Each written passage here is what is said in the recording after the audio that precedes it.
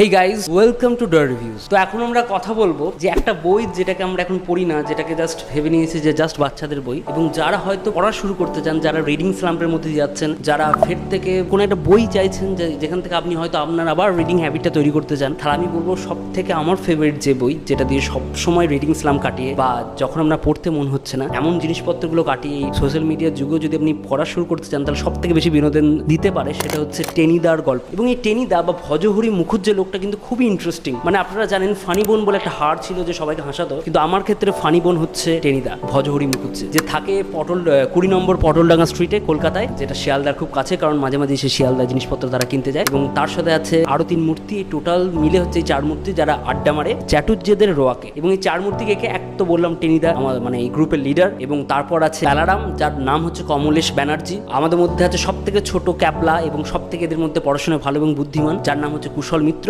ঢাকায় হাবুল বা স্বর্ণেন্দু সেন। এই 4 মূর্তিকে নিয়েই কিন্তু তৈরি হচ্ছে মানে টেনিদার সবকটা গল্প। টেনিদার কেন মানে ছোটদেরও পড়া উচিত, বড়দেরও পড়া উচিত। অ্যাকচুয়ালি ছোটবেলায় যখন আমি টেনিদা পড়েছি তখন এর যে মানে অ্যাকচুয়ালি নারায়ণ গঙ্গোপাধ্যায় যে কত ডিপলি এটাকে লিখেছে, জাস্ট হাস্যরস বাদ দিয়েও কিছু জায়গা আছে সেগুলো আমি ধরতে পারিনি। প্রথম হচ্ছে যে ছোটদের মধ্যে এটা পড়ালে কি জিনিস ডেভেলপ হতে পারে। একটা জিনিস ডেভেলপ হতে পারে, সেটা হচ্ছে যে আপনি যতই ভালো পড়াশোনায় হন, আপনার বন্ধুত্বের মান সেটার জন্য কোনো ইফেক্ট করে না। মানে আমাদের রিসেন্ট সমাজে বলে না যে ওর সাথে বেশি মিশিস না, ও ভালো ছেলে নয়, পড়াশোনা খারাপ হয়ে যাবে। এই কথাটা কিন্তু পুরো ভুল। কারণ এখানে নারায়ণ গঙ্গোপাধ্যায় কি দেখাচ্ছে যে ক্যাবলা খুবই ভালো ছেলে, কিন্তু তার যে বন্ধুগুলো তারা কিন্তু পড়াশোনাতে চারদিকে খুব মানে ওয়াকিবহাল না হলেও তারা নানান দিকে কিন্তু তাদের সবার এটা গুণ আছে। যেমন প্যালারাম কিছু লেখালেখি করতে পারে, তার মধ্যেও কিন্তু একটা ভিতর মধ্যে একটা সাহসী ব্যাপার আছে। যেমন টেনিদা যাদের গ্রুপের লিডার, ফুটবল খেলতে পারে, ক্রিকেট খেলতে পারে, গড়ের মাঠেতে ইংরেজদেরকে পিটিয়ে দিতে পারে, যে জুজুৎসু জানে, যে বক্সিং জানে, এবং সে বিভৎস ভাবে নিজের লোকের জন্য ঝাঁপিয়ে পড়তে পারে বিপদে, এবং পাড়ায় যদি কোনো অসুবিধা হয় টেনিদা তাদের সবাইকে হেল্প করতে যায়। হাবুল আছে যে ঢাকায় হাবুল, একে দেখলে আমরা কি জানতে পারি যে একটা মানুষ যে সবারই ক্ষেত্রে হ্যাঁ বলতে পারে। মানে মনে করুন আপনি কোনো একটা কিছু বললেন, সেটা তো ঢাকায় হাবুলের হ্যাঁ আছে, আবার তার পাশে আরেকজন কিছু বললো সেটাতে কিন্তু তার সহমত। মানে সবারই প্রতি যে একটা সহমত পোষণ করা, সেই ক্ষমতাটা কিন্তু আমরা হাবুলকে দেখে জানতে পারি। কিন্তু সব থেকে ইম্পর্টেন্ট হচ্ছে যে ছোটবেলাতে আমাদের যে চরিত্রের গঠন হয়, কোনটা সাহস তৈরি কি করে হবে, তখন আমার মনে হয় এই নারায়ণ গঙ্গোপাধ্যায়ের এই উপন্যাস বা টেনিদার যে চরিত্রগুলো কিন্তু অনেক মানে খুলে বেরিয়ে আসে। আমরা সবাই আদতে ভীতু। কোথায় একজন মানে একটা জায়গায় পড়েছিলাম যে ব্রেভারি মানে কি জানেন? ব্রেভারি মানে কিন্তু সাহস। এটা তো ঠিক আছে, মানে জাস্ট একটা আক্ষরিক করা যেতে পারে, কিন্তু ব্রেভারি অ্যাকচুয়াল মানে হচ্ছে যে ভয়ের মুখেও যখন আপনি দেখছেন সামনে বিপদ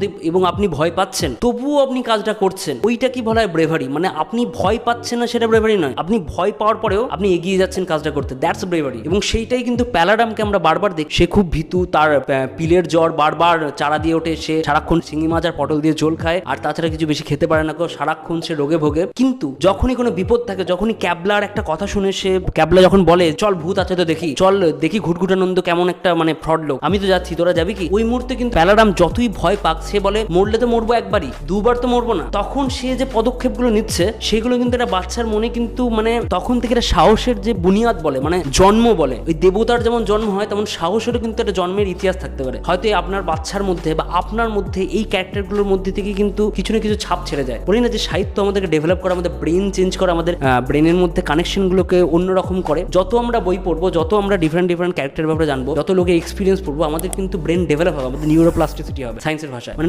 নতুন কানেকশন হবে, নতুন এক্সপিরিয়েন্সের কথা জানবো। এবং এই ক্যারেক্টারগুলো কিন্তু আমাদের ডিফারেন্ট শেডস অফ লাইফ দেখায়। এবং তার মধ্যে তো মজা, মানে আমি বললাম যে হাসির যে খোরাক, মানে বিভৎস হাসির খোরাক কিন্তু এই বইগুলোতে আছে টেনিদার মধ্যে। এবং সব থেকে ভালো হচ্ছে যে রেফারেন্স গেম, নারায়ণ গঙ্গোপাধ্যায় দুজনকে তো খুব বেশি রেফারেন্স ইউজ করেন। একটা হচ্ছে হেমেন রায় বা হেমেন্দ্র কুমার রায়, এবং তার যে মানে কাহিনীগুলো যেমন জকের ধন বা এই ধরনের রেফারেন্স, কিন্তু হেমেন রায়ের রেফারেন্স সারাক্ষণ কিন্তু আপনি টেনিদার মধ্যে পাবেন। এবং শিবরাম চক্রবর্তী রেফারেন্স খুব বেশি পাবেন। শিবরাম চক্রবর্তীর নাম নিয়ে, তার ক্যারেক্টারগুলোর নাম নিয়ে কিন্তু নানা রকম হাসির খোরাক তৈরি করা হয়। এবার শিবরাম চক্রবর্তীর নাম কেন ইউজ করছে? কারণ এই টেনিদা তো নিজেরই একটা হাসির চরিত্র হিসেবে প্রেজেন্ট করা হচ্ছে, কিন্তু শিবরাম চক্রবর্তী রম্য রচনার বাদশা ছিলেন। এবং শিবরামের যে পান মানে ওয়ার্ড প্লে করা, সেটা কিন্তু এই টেনিদার মধ্যে কিছু জায়গাতে আপনি স্পষ্টভাবে বুঝতে পারবেন যে শিবরাম চক্রবর্তী একটা ছাপ কিন্তু কনস্ট্যান্ট এই মানে টেনিদার নভেলগুলোতেও কিন্তু ভালোভাবে আপনি দেখতে পাচ্ছেন। এবং আরেকটা জিনিস হচ্ছে ডিটেকটিভ নিয়ে কটাক্ষ করা। কোনো জায়গায় কিন্তু টেনিদা এবং গ্রুপটা ডিটেকটিভের মতোই কাজকর্ম করছে, কিন্তু তাদের ডিটেকটিভের প্রতি একটা অনীহা বা কটাক্ষ কটাক্ষ বা ক্যাবলার ডিটেকটিভ গল্পগুলোকে গাঁজাখুরি গল্প বলা, সেটা কিন্তু আমরা বুঝতে পারছি যে ছোটবেলা থেকেই আমাদেরকে কিন্তু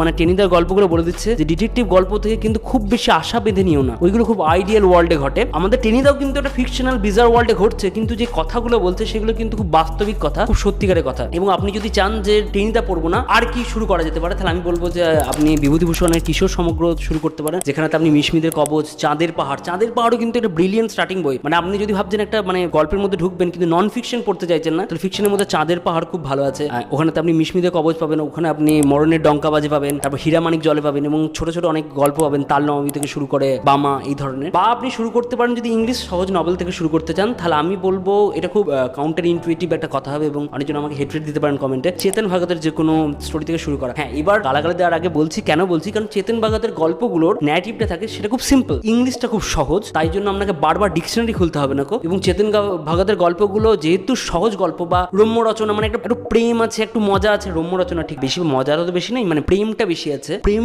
রিলেটেডই তার মানে ক্যারেক্টারগুলো মুভ করে। এই কারণেই হয়তো আপনার মানে ইংলিশ নভেলের ক্ষেত্রে ওটা স্টার্টিং পয়েন্ট ইজি হতে পারে বাকি যে কোনো নভেলের থেকে। না হলে তো প্রচুর নভেল কি রিকমেন্ড করা যায়, এবং নন ফিকশনের ক্ষেত্রে আমি সেপিয়েন্স রিকমেন্ড করতে পারি, বা সেলফ হেল্পের ক্ষেত্রে আমি অ্যাটমিক হ্যাবিটে রিকমেন্ড করতে পারি, কিন্তু সেখানে আমরা রিডিং হ্যাবিটটা তৈরি হবে না। আর একটা জিনিস ভালো হতে পারে, যদি আপনি রোম্যান্টিক নভেল পড়তে ভালোবাসেন, মানে রোম্যান্স ভালোবাসেন সিনেমার ক্ষেত্রে এবং চান রোম্যান্টিক নভেল পড়তে, তাহলে কিন্তু আপনি সরঞ্জিৎ চক্রবর্তী যে কোনো লেখা পড়তে পারেন। সেটা অনেকজন ক্রিঞ্জ মনে করে, কিন্তু হ্যাঁ আমি ক্রিঞ্জ, আমার সরঞ্জিতের লেখা ভালো লাগে, কিন্তু অবভিয়াসলি ভার্সিটিলিটি নেই, একই ধরনের লেখা থাকে, কিন্তু সেই প্রেমের জন্য কিন্তু খুবই ভালো লাগে। যেমন দোয়েল শাঁখো, যেমন কম্পাস, যেমন সেফটিপিন, যেমন আমার ফেভারিট পাতা ঝরার মরশুমে, আলোর গন্ধ, পাল্টা হাওয়া। আপনি এই পাতা ঝরার মরশুমে বা এই কম্পাস এই ধরনের কিছু ধরে নিতে পারেন এবং আপনার ভালো হ্যাবিট তৈরি হয়ে যায় পড়ার জন্য। তো আমার বেস্ট হচ্ছে টেনিদা, কারণ টেনিদা জাস্ট একটা রম্য রচনা নয়, তার বাইরে অনেক কিছু আমাদের শেখায়, অনেক কিছু, মানে পান ওয়ার্ড প্লে করা, সাহস জিনিসটাকে বর্ণনা করা, সাহস কি সেটাকে দেখানো। কেউ টেনিদার মতো ক্যারেক্টার যে প্রথমে ভীতু, কিন্তু নিজের কারোর কিছু প্রবলেম হয়ে গেলে সেই সব থেকে অ্যাগ্রেসিভ হয়ে দাঁড়ায়, সেই ক্যাবলা বা বাকিদেরকে ডিফেন্ড করার জন্য দাঁড়ায়। তার মাথায় হয়তো